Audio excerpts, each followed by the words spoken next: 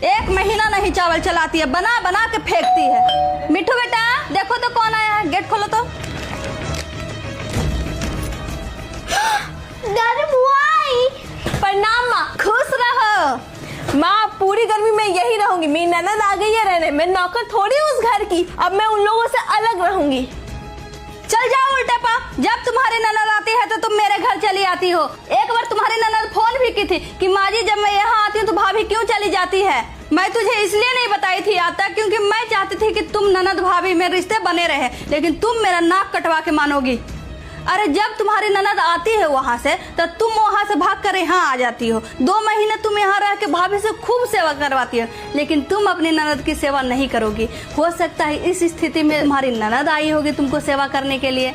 और आज एक बात और सुन रही हूँ कि मैं अलग रहूंगी। अरे किससे अलग रहोगे? ना तुम्हारे पास जेठानी है, ना तुम्हारे पास देवरानी है, कौन है जिससे अलग रहोगे? एक तुम्हारे बेचारा ससुर है, एक सास है, जो बेचारा अपने एकलौता बेटा को पाल पोस के बड़ा किए। आज दामाद जी अच्छा कमा रहे हैं तो कौन माँ बाप नहीं चाहेगा कि मेरा बाल बच्चा मेरे साथ रहे।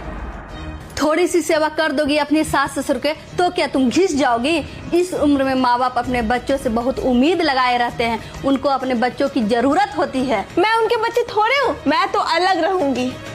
अच्छा, जैसे तू चाहती है ना कि मेरी मम्मी की मेरी भाभी खूब सेवा करे, पापा को खूब सेवा करे, वैसे उनको भी उम्मीद लगी रहती है बड़ी आई अलग होने वाली। अलग रहोगे ना तुम तो तुम मेरे मरते मरते दम तक मेरे घर मत आना। अगर आ भी गई ना तो अंदर घुसने तो दूर गेट भी नहीं खोलने दूंगी। ये क्या कर रही हो? ऐसे तुम नहीं कर सकती। क्यों? जब तुम्हारी शादी हुई थी तो रोज फोन करके बताती थी कि मेरा घर राजमहल जैसा बना हुआ, मेरे ससुर वहाँ प्लॉट लेके रखे हुए हैं, वहाँ प्लॉट रखे हुए हैं, गिनाते नहीं थकती थी। और बोलती थी कि मेरे पति हर महीने अकाउंट में मेरा पैसा डाल देते हैं। घर तो सास ससुर का ही पैसा से चल जाता है। मतलब सास ससुर के पैसे से बना हुआ धन लोगे, लेकिन सास ससुर के सेवा नहीं करना है। हाँ तो इसमें नया क्या है? मैं बनाने बोली थी 10 प्रॉपर्टी, सब बनाते अपने बच्चों के लिए। एक बात बता, तू कभी अपनी सास को कोई गिफ्ट दी है? तू कभी उनका कहीं घुमान? एक बात बता, तू कभी अपनी सास को गिफ्ट दी है?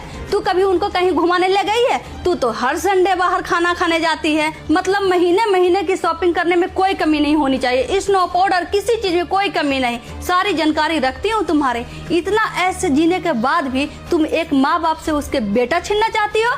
अरे भगवान भी तुझे माफ नहीं करेगा, मैं क्या तुझे माफ करूंगी?